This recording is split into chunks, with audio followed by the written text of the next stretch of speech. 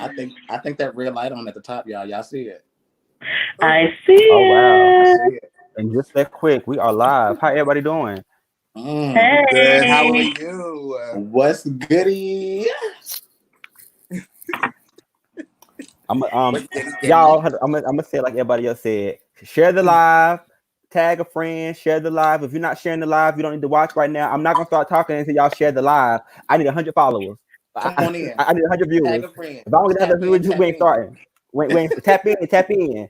I'm not starting until I get 50 more people on viewers. We're not talking Let's about nothing until go. 50 more people listen on. Wow. Period. And that's on Period. period. And that's I ain't on Wow. saying period. nothing until We 50 ain't talking viewers about are on Nathan. here. Period. I'm Period. done. I'm done. And it's done. And it's done. Okay?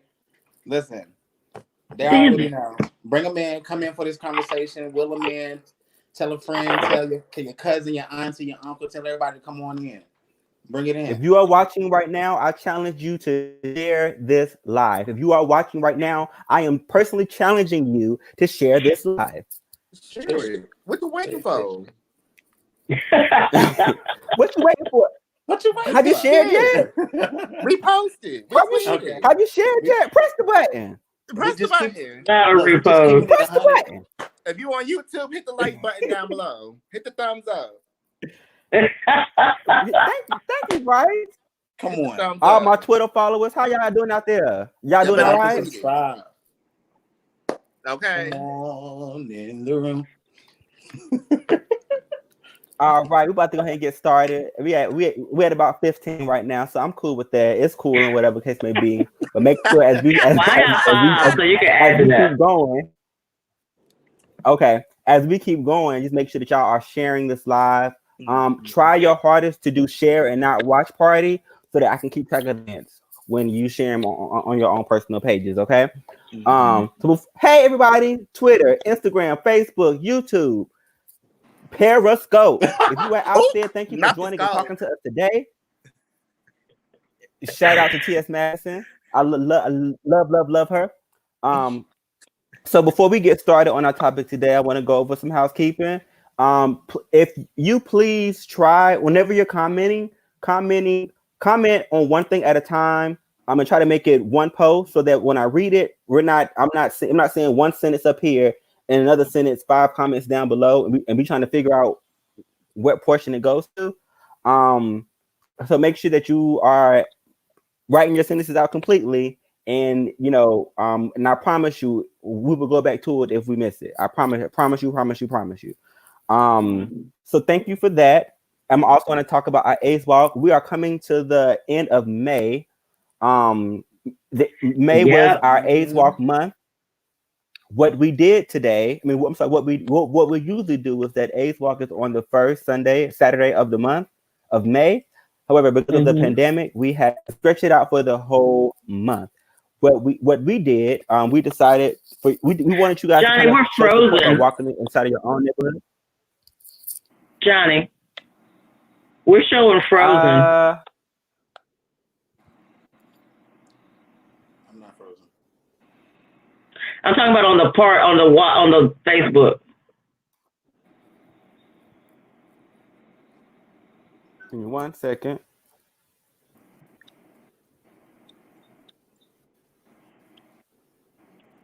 Mine's still live. Yeah. Is it? Okay, well maybe it's just mine. Yeah, mine's still live too. Okay, it's mine. Yeah. Sorry. Sorry about that. Sorry about Stop it, Bryce. that. That's okay. Sorry about that, you guys. So what we were doing today, what we have been doing is that if you wanted to participate this time, for you to share, like a post, share a post, tag a friend on a post. Also, what I wanted you guys to know is that if you still want to donate, you still have the chance to do that. You can go to Rain's page directly, then hit the donate button. You can contact myself, Patrice, Bryce, and or Shawn, and donate to them as well. And then it goes, all of the proceeds go directly to Rain. We do not make a cut of that money. Okay. Second thing is what we are also doing focus groups. The focus groups are for people that are taking prep. We're doing the in-depth interviews that has been done by Patrice, Shawn, and Bryce. We're looking to talk to people that are currently on PrEP, and we want to know what's working for you. We want to know how's it working. What's your journey look like? How are you mapping out your journey on PrEP? We want to know this information because we're looking to try to create interventions to get more Black gay people on PrEP. And the only way that we can effectively do that is if we hear from the guys that is actually doing it and is working for you guys. So please be a part of that conversation. You can reach out to any one of us, and we'll be happy to kind of get you on board. And this is one of the flyers that we have. We have multiple flyers that are actually out. This one just has my name on it, but Patrice has her own, Shawn has his own, and Bryce has his own as well. And you'd be welcome to kind of post those. You can look at those on their personal page when they post them. All right. It will be done virtually, and we both know that your time is not free. I know that. We will pay you for your time to be a part of the conversation. So please, what are you waiting for? Get up. Contact us. Be a part of that conversation.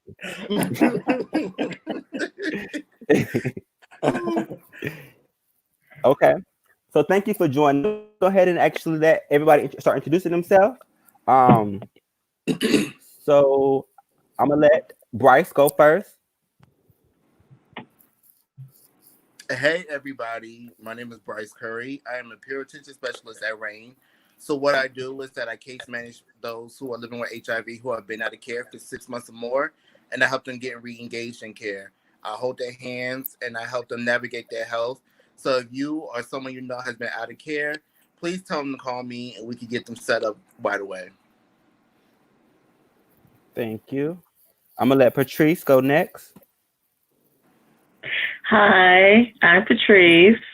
I am the PrEP or prevention case manager here at RAIN. What I do is I assist people in getting onto PrEP, which is a drug that can prevent you from catching HIV should you become exposed to it.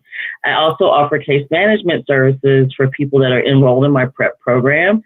That includes helping them with food, transportation, resume writing, finding a job, anything that I need to do to help keep them from engaging in risk behavior, and helping them achieve a happier and safer life. Okay. And I'm going to go next. Hello, my name is Johnny. I'm Johnny. I keep my panties clean. I don't have a band on here, so I apologize about that. I don't have a band on here, so I apologize about that. I have lost a lot of weight over the past week. Yeah, a lot. But I am also one of the retention specialists at RAIN. I go out and find people that are out of care 6 months or more and invite them back into care.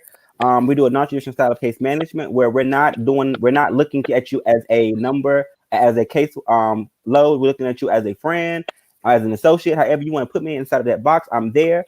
And we're looking to make an authentic relationship. I'm building a relationship with you to invite you back into your own healthcare. And I'm walking with you along the way for at least a year. After that year, you move on to case management. And by that time, you should be ready to go and know how to work the system for yourself. So that's pretty much what me and Bryce does collectively. And I'll save the best for last. Our moderator.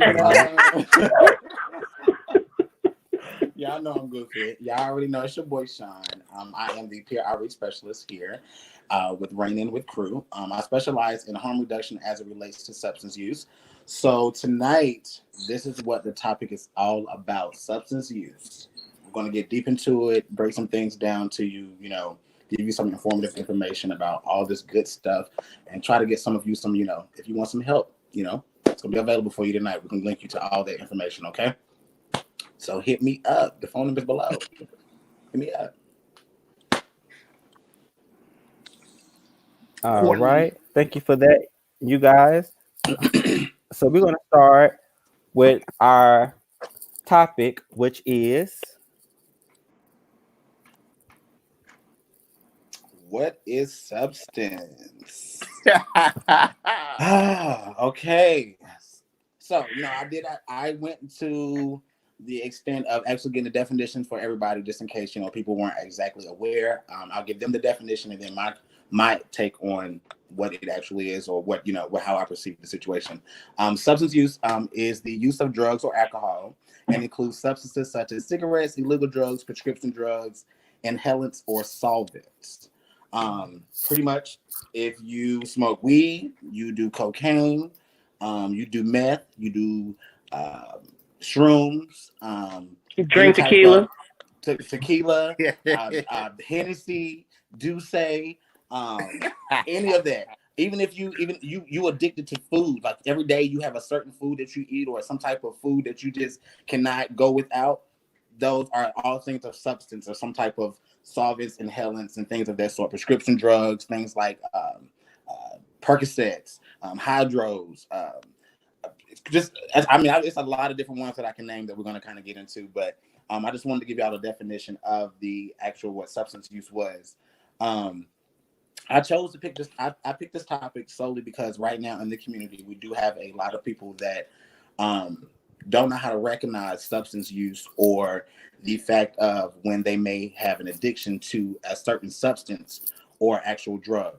And I wanted to kind of touch bases on that because it's really big right now. It really affects me, and it bothers me that I see a lot of my close friends or people in the community having these issues and they don't have an outlet or anyone to talk to about it because they feel like with them exposing this information, they're going to be judged.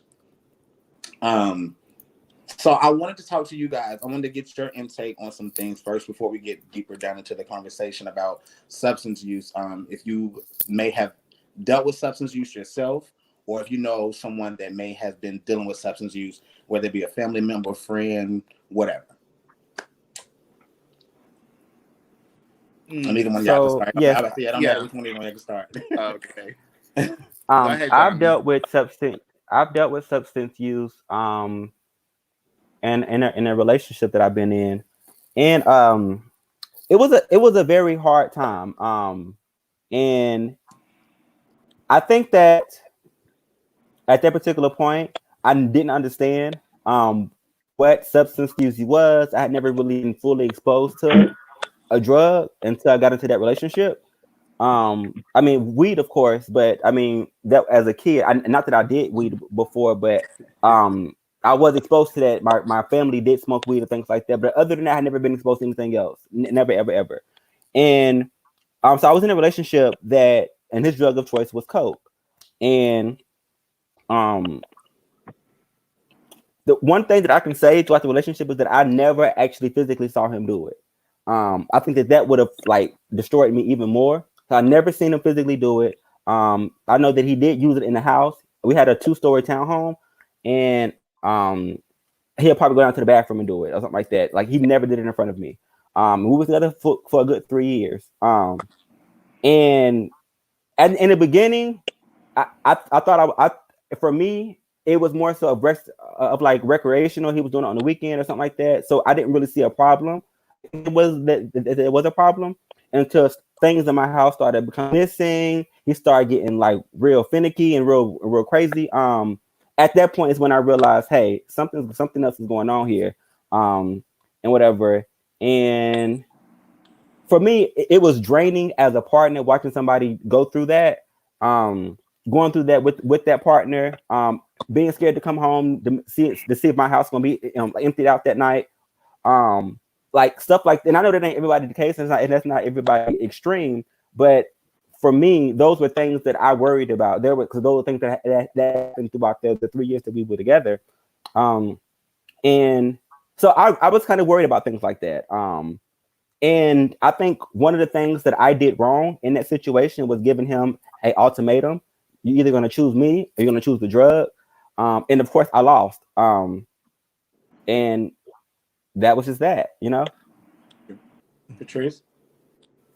I've seen it from a couple of different angles. I have had family members. I had an uncle who was actually a DARE officer,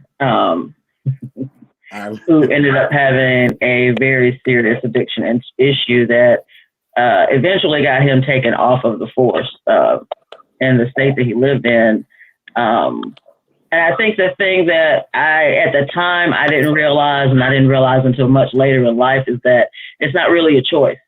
Once you kind of start down that path, it kind of starts a cycle that unless you've lived that life or really have been there when somebody has, you don't really understand it. Because, of course, you always have the people like, just stop doing what you're doing. For a lot of people, it's not that simple. Once you hit an addiction mark, it's never that easy with any addiction. And so that was difficult to see, just watching a family member that you knew you looked up to because they had been a cop, they were cop of the year and all kinds of stuff. So to see that, it was kind of like, whoa, like how could that really happen? Okay. But yeah. Bryce? I was introduced to substance abuse when I was a child. My grandmother's sister, Jeanette, was addicted to crack from the 60s till she passed, and that put a strain on how she raised her kids and all the things that her children went through.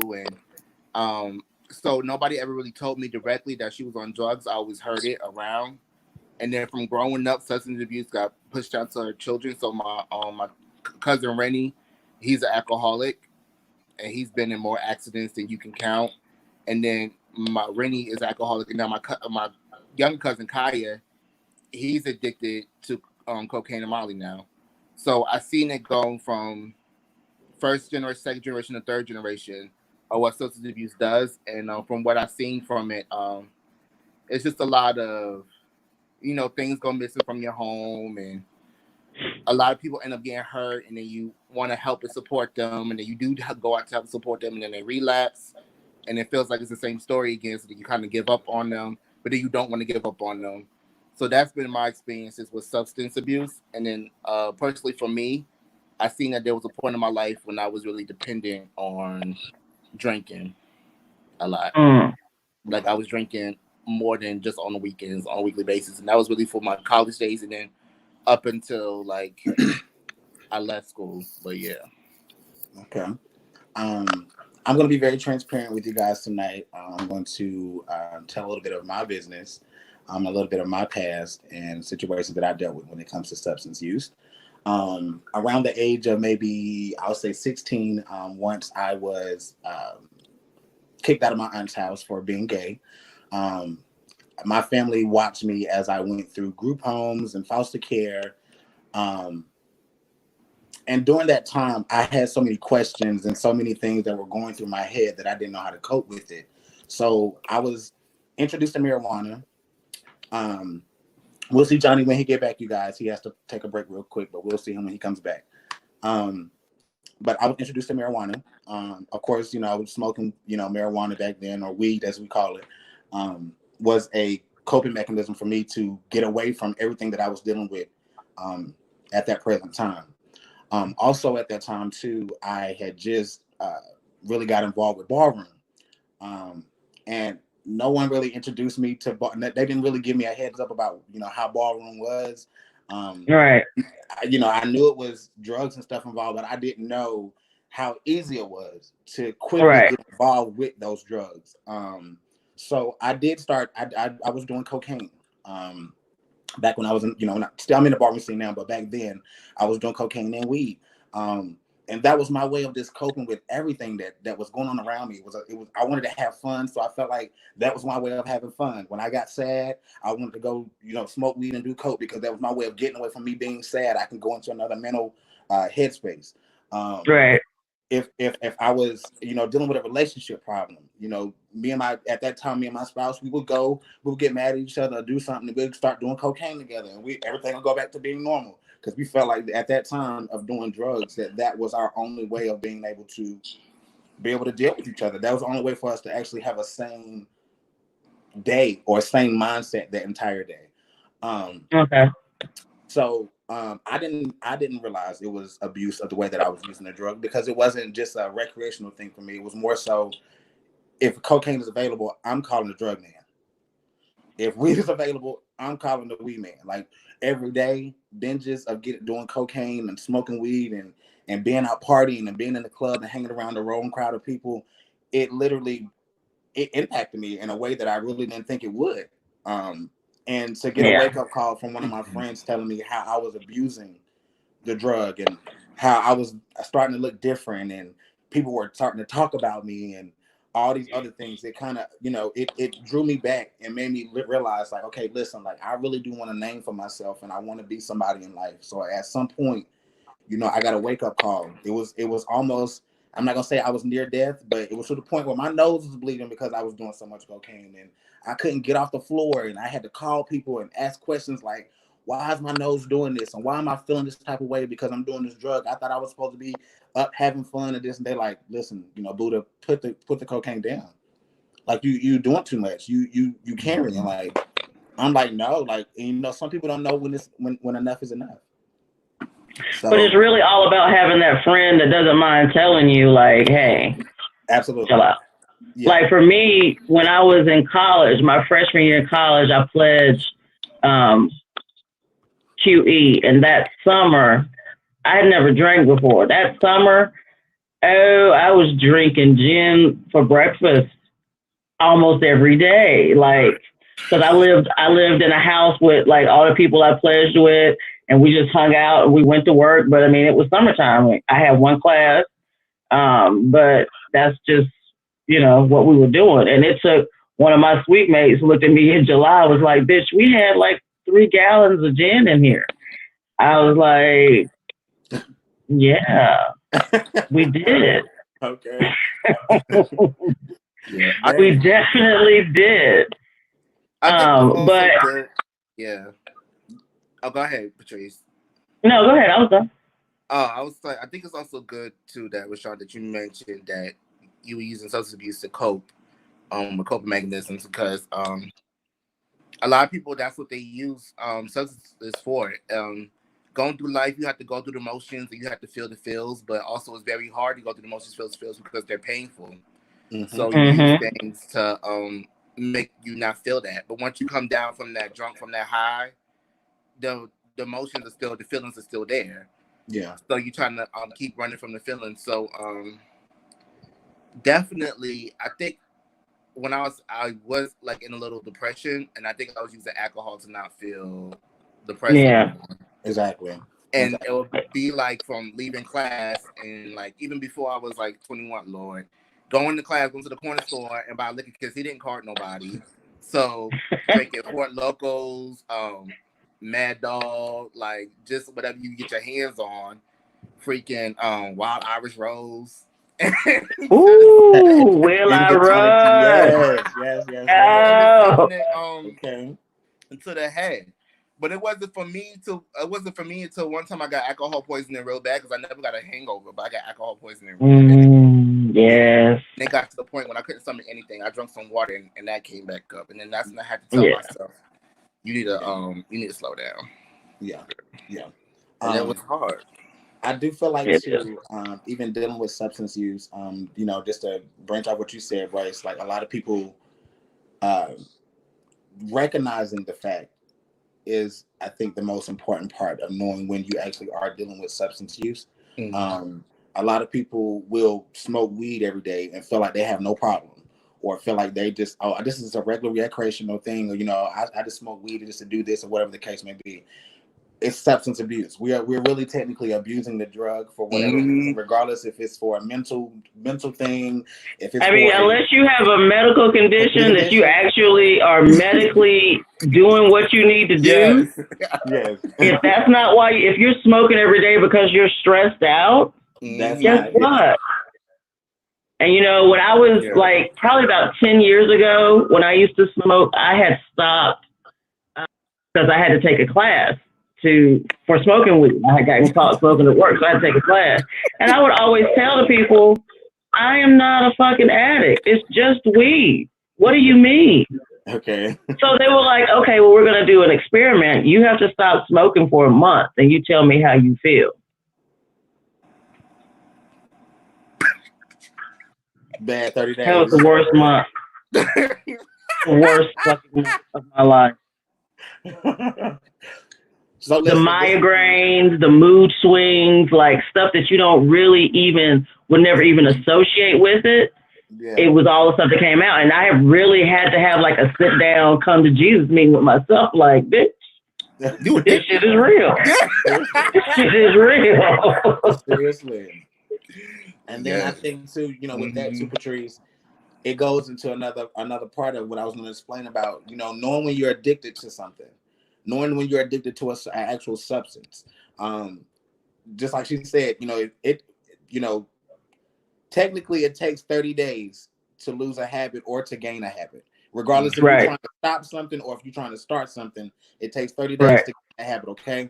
So if you can't go with 30 days without smoking a cigarette, without eating chocolate, some type of sugar, it's without having sex. I mean, literally, it's an addiction.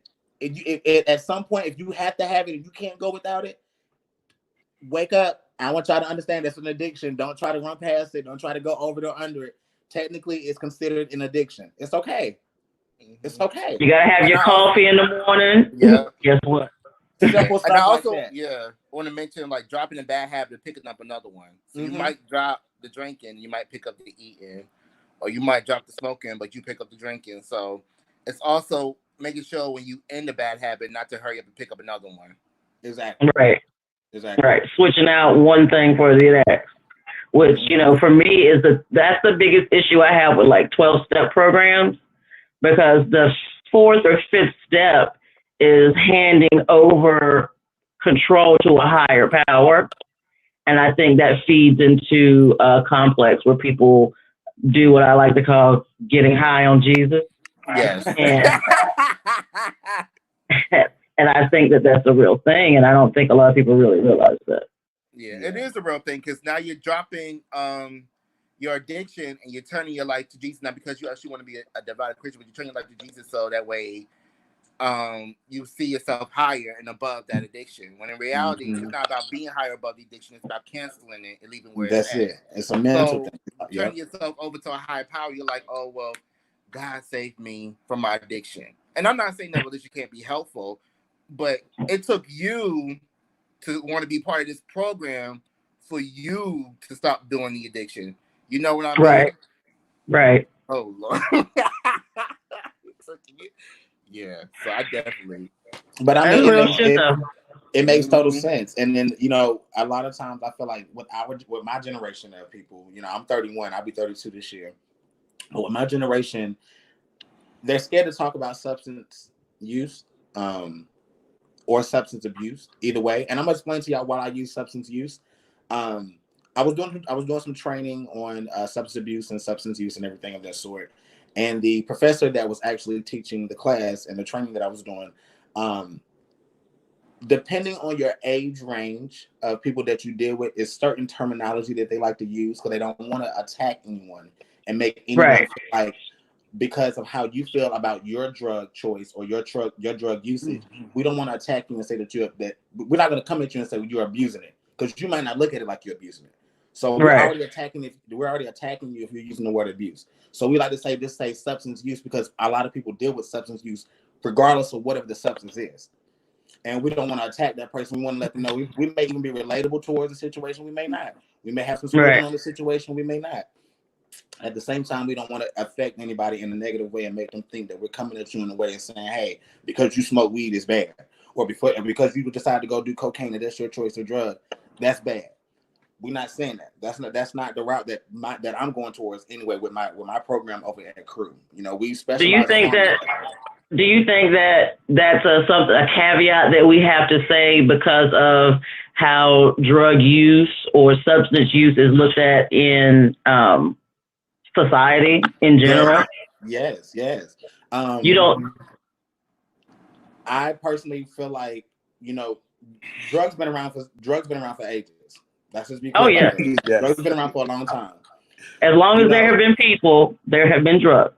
Exactly. And especially psychedelics. This is the part that confuses me about your question. Like your question, I get, but I'm gonna tell you what the answer that confuses me with that, because I see people where before, and I don't know if anyone can vouch and help me out in the comments. If you ever been in the club with your friends, or you've been to a rave or been out of town to another club space in Miami or whatever the case may be. Right. Before, back in the day, it kind of was a secret to kind of to do drugs. It was like, got it. Sorry, y'all. Am I on here? Yes. Yeah. Can y'all see me? Yes. Yes. Yeah. Okay, hold on. I'm sorry. Can y'all see me? I can't hear y'all. Yeah. Oh my God. I can't no. hear. Go out and come back in. Hold on. Okay, so like I was saying, do you feel like society has changed as far as the outlook towards drugs in general, or just maybe some drugs? I think society is changing on how we look at drugs in general, and it plays a part to a lot of things. I want to start by with how America views drugs, because America views drugs based off of social class and race. Like when you look at the crack epidemic, crack was punishable. Now we have an opioid issue with a heroin addiction. Heroin is not long looked at as punishable. Now some police officers, they see that you're overdosing on heroin and they hurry up and get you help, and they help you get into a program instead of criminalizing you for using substances. And a lot of people have a feeling about that. But also, It's definitely a double standard. it is a double standard. But then also, when we look at Europe, there's a lot of drugs that are legalized, that are legal to use in Europe, that are not legal to use here. But how they view drugs in Europe, it's not like I'm gonna do it every day. It's like, oh, I'm so tired. I got this pent up stuff. Let me do a release. Let me go on this little quick binge. But I think boom, I'm done. I'm over it. I think that comes down to how their society views drugs. Because you have places like Denmark where there are very few drugs that are actually illegal. You know what I'm saying? They have needle exchange programs. They have safe spaces where you can go and get high so they can make sure you don't OD. So I think that when the society looks at the drug use as not so much as you being a bad social environment person, but just a person that, just like someone goes out to drink at a bar. If you want to go out and get high, they look at it the same way. Where here in the States, we have not evolved socially enough to be even okay with the basic shit, not to mention like drugs. Right. And I think it's going to be a while for us to be okay to allow spaces for people to get high and make sure that they don't overdose in the United States. Oh, God. They actually have a couple in New York. Yeah, they do, yes. Yeah, they have, I think, 2 in New York, 1 in Philly, and there's a couple in California. Man, but they're all underground. I was saying to touch that too. Sometimes people don't realize, even with some drug users, everybody doesn't have the same effect on a drug. So you have some actual active drug users who are able to go work a full-time job and still. It's called a functioning addict. Yeah, and they'll shoot up when they get home and be perfectly fine the next morning. Right. I mean, they can go to work. I don't know about perfectly fine, but they can go to work and do the shit they need to do. Right. But I think it's also Red Bulls or something. But yeah, I think it's also more important for us to understand why we're choosing to use a drug or choose to use a substance. Again, I feel like with the whole coping mechanism thing, even with that's a big onion to peel. Yeah, a lot of trauma it comes from previous experiences people may have had in their past, being molested or being raped or being abused physically or mentally or emotionally, or even just stress and not being able to cope or deal, or having a high pressure job, or you got kids that sit in your face screaming all day and you got all this shit to do and you're tired because you've been taking care of the kids all day, but you still got to go to soccer practice and cook dinner and do this and do this and do this. And honestly, that's how you got the meth epidemic in the Midwest. That's how it started, with soccer moms. Yeah. Now, a lot of people don't realize that's how it became a thing. Mothers that were sitting at home that had to do laundry and look after 2 or 3 kids, and then I got to go do this and PTA and da-da-da-da-da. They were doing that shit so they could get their shit done at the house. And that's how it became like the Midwest secret, closeted thing that was not only destroying people, but families. Whole families. The wife will start, then the husband will start, and then it's just a trickle-down effect from there. So I'm really passionate about this, and I think a lot of people kind of know when I'm, having conversations with them via inbox on Facebook or whatever social media platform or whatever. It really bothers me that in the Black community, we literally sit and we are scared to talk about this stuff because of how we think people are going to perceive us or judge us. I have met some, people that just don't care. They don't care what people think. They're going to do their drugs when they do their drugs and how they choose to do them. And either you're going to be their friend or be around them or you're not. I've dealt with people of that sort, but I've noticed that a lot of more Black people are so scared to talk about drug usage, and they shy away from it because of the actual stigma behind it. You know, you're not going to be smart. You're not going to make it if you smoke weed, or if you do coke. You know, you out here sucking and fucking on everybody, and you know, it blows. I think that's the typical Black scare tactic to make sure that your kids don't do it, but scaring them is not going to stop them from doing it. Educating them will. I think that's with all touchy subjects. I think that's the Black community. Yeah. I know people who've been doing drugs since we were in middle school. Like, right. Like, so, right. Like, it was okay. I went to school with some kids who did drugs with their parents. So it's like, true. What is there? And then also, a lot of people had their first drink when they were 12, and their first drink was given to them by their parents. So it's like. So then you get into what's acceptable and what's not. Like, what is a socially acceptable substance versus not socially acceptable? Coffee and sugar are perfectly natural. It's more socially acceptable in marijuana. I think alcohol is definitely more socially acceptable. I think with the legalization that has started in the country, I think marijuana has seen a little bit more acceptance. Yeah. At first it wasn't. Like we just hit a space that as a country where over half of the country, 67%, are okay with legalization nationwide. And that's a first for us as a country. For a lot of different reasons. You know, it's great that a lot of the medical stuff has come out, but you know, you never really know how that's going to go. So those are what, like, marijuana is alcohol. Those are what I call your soft recreational drugs. Okay. Typically, when you get into the ones that are a little more serious, that's when you start to see the social. They don't agree, or they have something to say about it. Yeah. I think that I remember when I was younger, and when I was first going to the mix, like people didn't talk about doing coke. You did not do coke out in the open. If you were doing coke, it was a secret. Baby, or in the bathroom.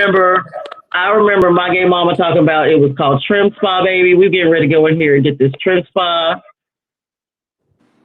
And we're going to be cute and pump around the club. But it was definitely not something. I remember there being active conversations in my friend group of, oh my God, I think so-and-so is doing coke. Like, I remember that vividly. Mm-hmm. And that was 20 years ago, to where now you got people standing on the dance floor doing bumps. Yeah, bro, my first house party that was doing coke. I don't know. And so it's a secret. Ain't no secret, child. It's just out. Like, it's just out there. Like, and it's like people don't care no more about doing coke. But if you do anything other than coke now it's like it's almost like coke is still considered recreational. Yeah. It's like first we went through his whole phase. Now coke going through his phase. Now meth going through his phase. And it's gonna keep going up and keep going up and keep going up because people are constantly wanting to get higher. Yeah. I had two roommates openly tell me that they did cocaine. And I had one roommate in college tell me that he would get his room from a Satanist cult in the mountains. So yeah. Nice. I was like, he had the good shit. I was like, okay. I said, so regular rooms ain't good enough. You gotta. Right. Okay. Listen, y'all. So we got a guy. Patrick said, "What's the point in doing coke or Tina?" I don't know. So what I would say from my experience and also seeing visually, just like Patrice was just saying, it's a recreation, like coke and Tina are recreational drugs. I think people use them either to have more fun or to escape be their sexual, problems. or I don't know. I think for me, I can think of the only two reasons. Or get away. Get away. Yeah, most people need a break from reality. That is the basis of any substance use and or abuse. You need a break from whatever situation that you're going through, or you want to engage in something that makes you feel nervous, like sex parties or sexual behavior. Right. Now, I don't put meth in the casual use category. because it is not a casual drug. Meth to me is like heroin, and heroin is one of those things that once you've done it, and you're in there. Those are very difficult drugs to just do recreational. Mm-hmm. And I think it's also important to understand that why. So when people ask, what's the point of doing a drug? You also got to ask the person, like, that's the first step of recovery, understanding why you're using the substance. Yeah, and it's always going to be different for different people. Mm-hmm. Yeah, and I'm in between what you said, Patrice, because like I feel like it may not be considered a recreational drug now, but at some point it's getting to that point. And the reason why I'm saying that is because I'm starting to see more people. So okay, let me break this down for people that don't know. Okay, so you got to watch. It's signs to finding out if someone is actually using drugs. Sometimes you can watch body behavior, language, facial features, body features, physical changes, all of that. It's a lot of different things to show that. And sometimes you have people that want to link up on these sites and stuff, and people that do Tina, they put a capital T. And whatever they'll be like stroking, and the T will be capital. So that means they want to stroke and do Tina or do whatever, something sexual at the same time. I'm starting to see that a lot more trending on Twitter. I see it a lot, and it seems like it's like what. So I think there's a difference. Yeah, I think there's a difference between popularity and casual use.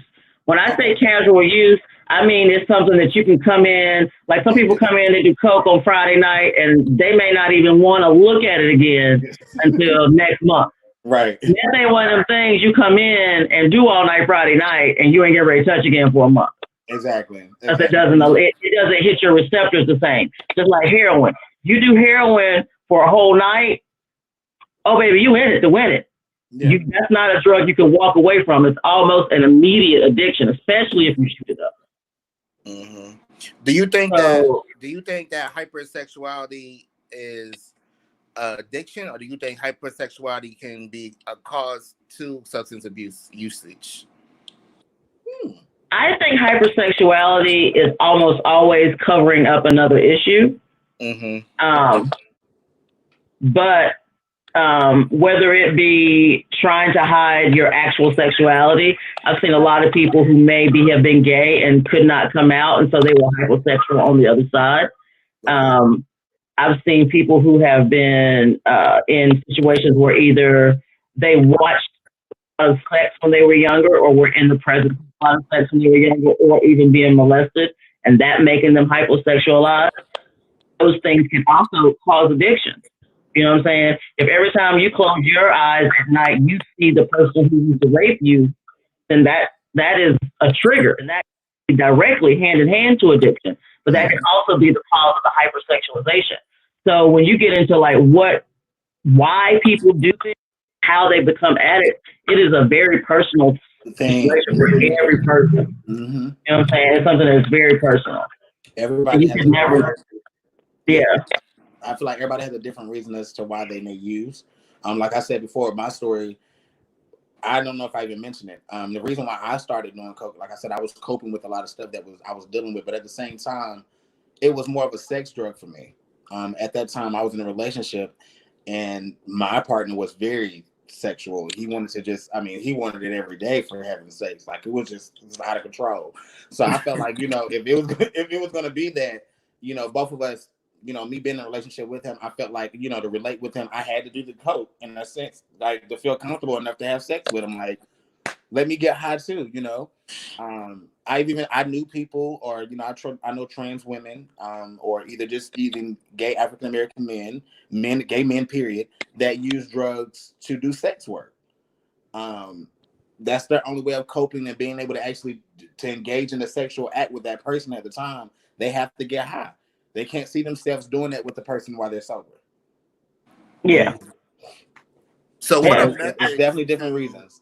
So what are methods to stopping your substance abuse or reducing the amount of substances that you choose to take to indulge in?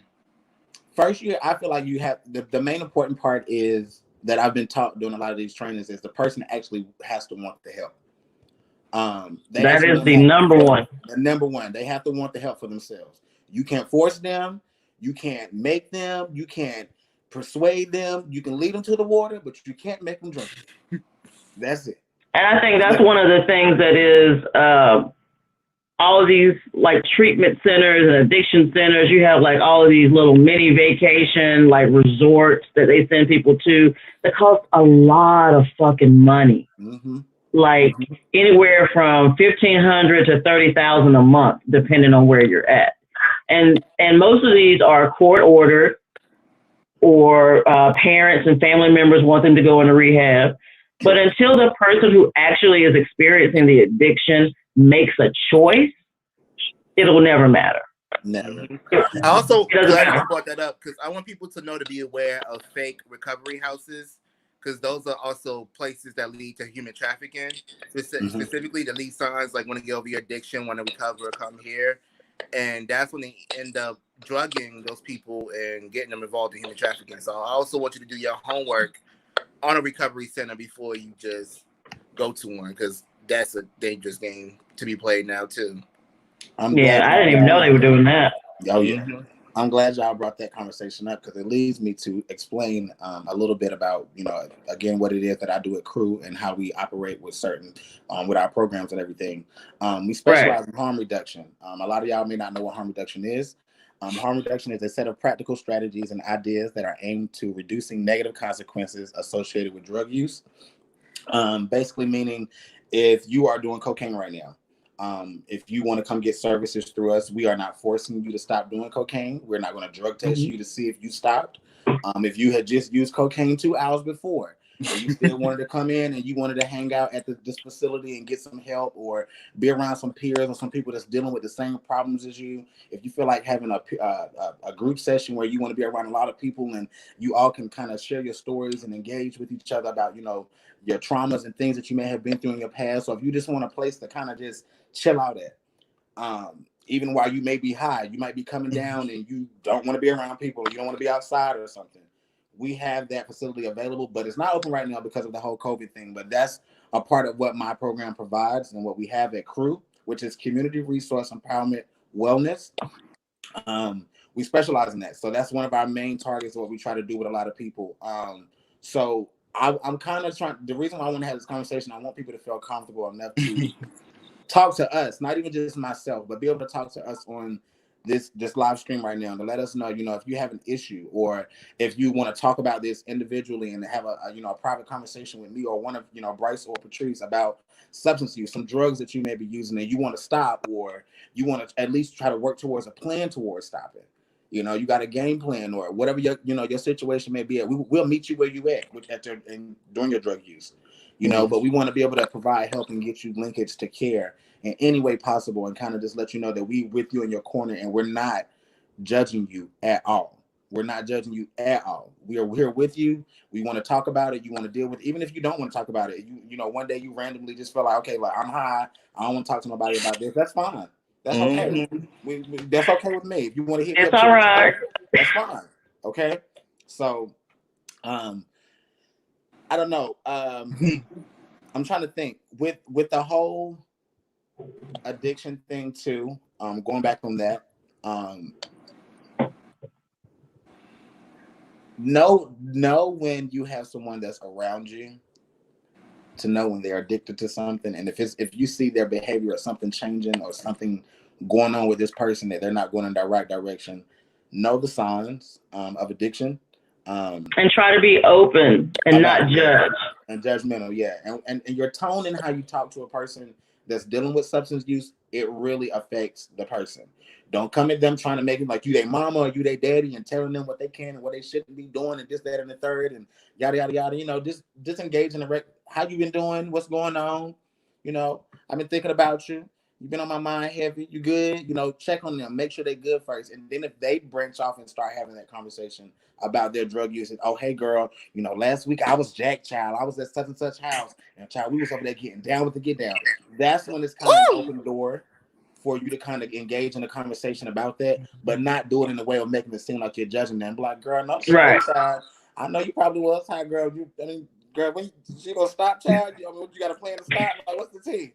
You good? Like, you know, stuff like that. You know, I mean, it's all about how you engage in the conversation with the person and the person that you're actually talking to.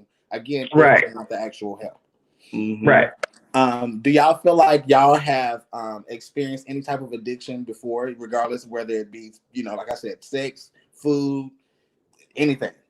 Oh, I do have a food problem. Me too. When I get bored, a fat ass likes to eat when she's bored. Yeah. Something delicious Yeah. that looks like a pastry, bitch. I'm all over it. But see, my fat ass, food is a joy thing for me. So when I'm sad, I want to drink. Like when I'm sad, like I want a nice stiff one. I don't want no food. Nitty. I found myself lately, here recently. I'm not even gonna say like recent, but recent. I've been, you know, I deal with my whole little problems. I'm very emotional, as everybody know. But I go to drinking. That was my kind of like my coping mechanism. I go into a free space at that point in my head where nothing matters. I'm having fun, I'm enjoying myself. Like, I'm just being honest. You know, I'm having fun, I'm enjoying myself, not thinking about the consequences the day after, or you know, how my body's going to feel or react to all this alcohol that I'm intaking and things of that sort. So I recognize my addiction. Yes, I have had an addiction to alcohol.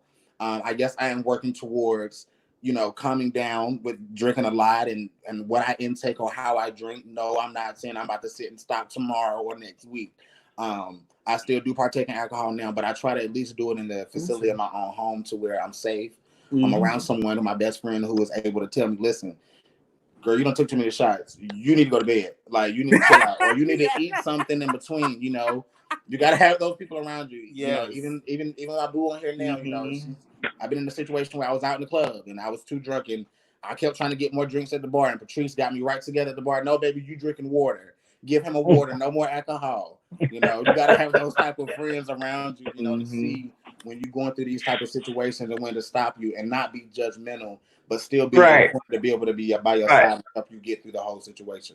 So, I think for me, I have a lot of alcohol use and abuse in my family. And when you understand and you see that addiction is genetic. Yes. It can and does run in families. And if you are aware of that, then you can try and make better choices. I kind of stopped drinking as much as I used to. When I was in my 20s and I was bartending, it was nothing to crush. I dated an active alcoholic. We would go to the ABC store. He would get his own bottle and I would get my own bottle for the night. For the night. Yeah. For the night. The night? For the night. Stop playing. Yes. And I'm not talking about a little pint. I'm talking about a full fifth. For the night. Yeah, for the night.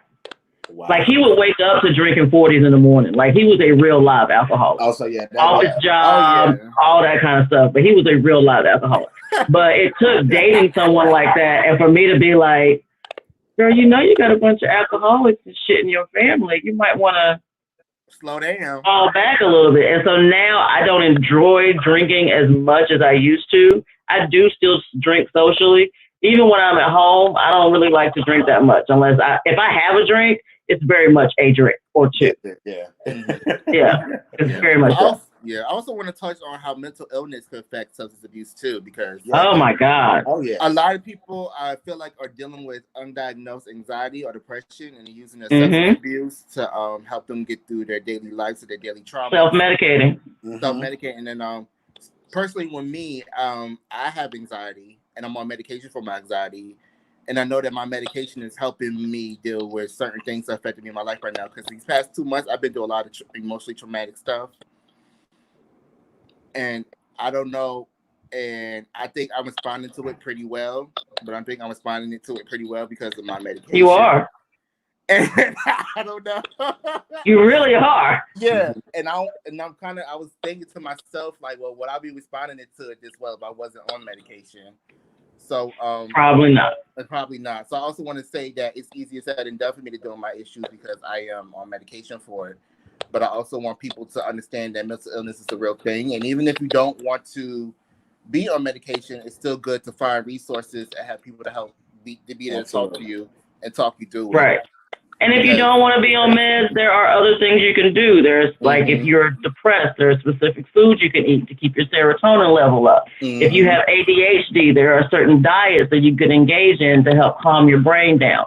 You don't have to get on meds for mental issues, but you can be proactive in your mental health.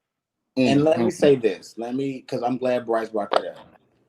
Just because you seek help from a therapist or a psychiatrist or something, or you want to talk to somebody and have therapy sessions, or it does not make you crazy. I hate when people say that. Oh, you crazy because you got to talk to somebody. Oh, you crazy because you did it. That does not make it does not make you crazy. It does crazy is a very relative word. Because we can look at a lot of people in our government right now that are fucking nuts. Right. Crazy. But they running shit.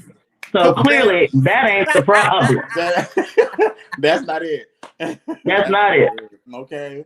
No, but it is important to understand, like I keep saying, life, you're going to feel the emotions and you're going to feel the feels and they hurt and they're scary.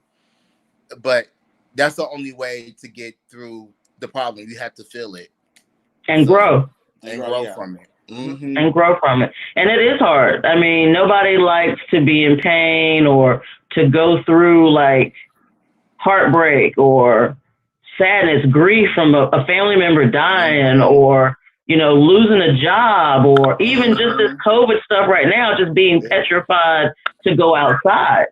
These are real issues that cause real anxiety and real pain. And if you don't know how to process that or unable to process that, then yes, reaching out to a very wide number of substances helps you process that.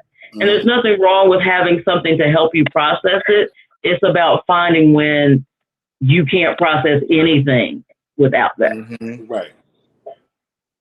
And then I think that's one of the things that we have to be aware of when we talk about stuff. When's she gonna open her office? I'll be the office manager, if you need me. Okay. But no shade. But also that goes with the stigma too of being raised in the household. That also comes from the what happens here stays here, and nobody wants to know your business. That's painful too, because it's like, well, if I need help and I know there's people that help me, why can't I go utilize that help, that service? And it's not about people knowing my business, because the only person that's gonna know about it is me and my therapist. Right. It's about her. It's about my therapist, him and her giving me tools to deal with these emotions, deal with these problems. So one day when I go to them, they'll be like, "Well, you don't need me no more." Yeah. And speaking from experience, I've been one of those ones, even dealing like in foster care and group homes, having to talk to a therapist because it was questions that I had that I couldn't answer myself, and that I was seeking and looking for in other people that they couldn't get the answers to, and like I said, with me being very transparent about this, my family literally, it wasn't my whole family, it was my aunt. She pretty much put me out because I chose to be gay. I wasn't a bad child. It was none of that. It was very much because of the fact that I chose to live a gay lifestyle that my aunt felt the need to put me out. Because she didn't want to have homosexuality around her kids, because at that point she was really hard in church, and she was so godly, and homosexuality was abomination in the church and all this other stuff. It was a whole bunch of stuff. So I started having this whole mindset that my family didn't care about me, they didn't love me, they didn't want, like, y'all literally are judging me because of the fact that I choose to date who I choose to date to make me happy. Like, and even at that time I was dabbling. I was actually bisexual at the time because I had a girlfriend and I actually was just trying to branch over to mess with guys. But dealing with that, the only thing that I knew to go to, and because I couldn't talk to nobody at that time, was drugs. That was the only thing that I let me get high. Let me mind my business, get in my zone. Let me get in my corner. Let me do my own thing. I ain't worried about what nobody is talking about. I don't care about anybody else feel, child. Let me smoke the cigarette and butt my cocaine, honey, and I am good. I don't got to bother nobody. We good. And it's just like that. I feel like a lot of people deal with that now. Even dealing with, a lot of things from their past, they don't know how to deal with or cope with everyday life. So it's very much like, let me just go get high and let me deal with the Mm-hmm. situation this way. Not knowing though, this is the part that got me. I had to grow up to realize this. After you go get high, or after you use that substance to cope with that whatever problem you're dealing with, when you come down, you still It's have to still there. face and deal with that problem. You You still have got to to. deal with that problem. The problem right there, knocking at your door like, "Hey, girl, It's right it's there, me." baby. Hey. It's like, okay. Like I dipped off Yes. for a split second, but I'm still right here. I'm still right Mm-hmm. around the corner, baby. You still And got I to deal also with want to explain to people too that therapy is not one size fit all. Find a therapist is like test drive in the car. it. My first therapist, she sucked. She sucked. I don't even know how she got licensed. I don't even know how she even got her master's degree, but she sucked. Yeah. And that discouraged me from going to therapy. But somebody had to tell me that, no, you have to keep finding the right person that's right for you. So I had to test 3 different therapists to find the right one for me. And And it's not substance about. abuse, trying to find like Mm-hmm, someone to talk to about your substance abuse is the same mm-hmm, way. Yeah. It's not going to be a quick fix, you know what I'm saying? mm-hmm. And just starting a conversation with someone is by no means saying, "Oh, I'm about to quit." Yeah. That's not what it Yeah. is. No. It's starting that conversation. It's starting that dialogue to even just talk about how I still want to get high, but how can I do it in a way that's safer for me? Me. You know what I'm Mm-hmm. saying? Mm-hmm. There are different ways that people can have that conversation, and it may not be with a therapist. You may not be ready for a therapist. Right. You might just be ready to just have that conversation with someone. And I think, Shawn, that's a great way for people to be able to talk to you and have that moment where it's a peer Mm-hmm. that's not going to judge them. You know what I'm Exactly. saying? Yes. And that's And my I think whole that's always a good. but even with my job description at Rain, that's why I am a peer. I'm relatable. I'm very down to earth. I'm the person that I'm gonna still cackle and kiki with you. And even if you still doing your drugs, I don't have to partake in the drugs. I still can be around you while you're using your Mm-hmm. drugs, but I don't have to partake. I've gained that ability now. Right. Gained that strength to be able to say no, or when I'm around somebody. And let me tell you something right now. You may have friends that may still use drugs, and when you decide to make a life-changing situation for yourself, they're going to be mad at you and fall out with you and talk junk about you because you're no longer using. I have people that judge me or that talk junk about me and feel like I'm acting Yeah. higher or acting mighty because I don't use cocaine anymore, and they're like, "Oh, booty, you acting funny? Like, girl, you was Oh, just bitch, you you was changed. You just switched yeah." up. Yeah, and it's like, and it bothered me at first, but then after talking to somebody about it, I'm like, you know what, girl, it's okay. You still my friend, child. Like, it's okay, girl. Just judge me how you want to. Say what you want to say, because if people You're still judging going to you, have your personal growth. Yeah. yeah, Mm-hmm. exactly. And while people are out here judging you for you using, I'm still your friend in your corner that's backing you up, letting you know it's okay for you to use. But at the same time, I still hope you, we have a mindset of you eventually stopping or you working towards stopping or you at least telling me why you use. So I can have an understanding of why when I'm around you that you have to do this. Like, Mm-hmm. so. Yes. Well, Yes, you yes, yes, guys, yes. that's our time. It's been a nice, fun filled It has. hour. I know this is a more sobering topic than what we usually do. We usually like to get in here and cut I up and know. be messy. Yes. They Yes. get But, freaky. every once in a while we're going to talk about stuff that's actually real. It's fun we do want too. we do want to remind you guys that this is the last week of the AIDS walk. You can go on and do it virtually, and you can give as much as you want to give. Any amount is appreciated. We are so close to reaching our goal. We're only like $8,000 away. So if you want to go to Rain Charlotte or AIDSWalkCharlotte.org and give, donate. Again, I am Patrice. I am the peer outreach specialist and prevention case manager at Rain. And if you know anyone who is interested in getting on PrEP, anybody that needs Plan B, condoms, lube, any of those wonderful items that the stores charge so much for, please let me know. I'll be happy to give you some for free. Okay. Seriously. And Bryce. I'm the peer retention specialist at Rain. I help people who are positive for being out of care or never been in care, and I help them get re-engaged in care. We also, all 3 of us, test at the office. We do rapid Hep C and rapid HIV tests, so you get your instant results. And I think after COVID pandemic, the county will be back testing people on Wednesdays, 5 p.m. to 7 p.m., and then do a Yes. full panel screen of testing. So If you Yeah. want to get tested, please contact me, Patrice, or Shawn. All right. And y'all know it's already me, your boy Shawn. I am the peer outreach specialist with Rain and with Crew. I pretty much specialize in harm reduction as it relates to substance abuse and or substance use.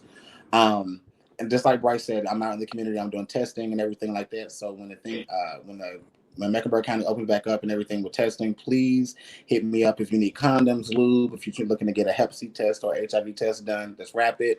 I'm more than happy to do that for you.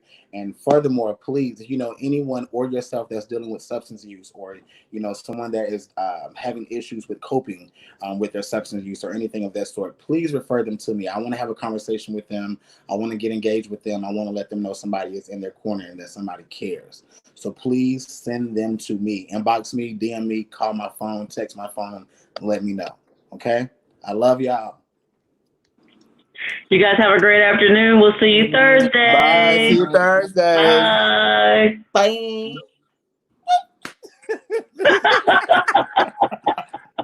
Lord.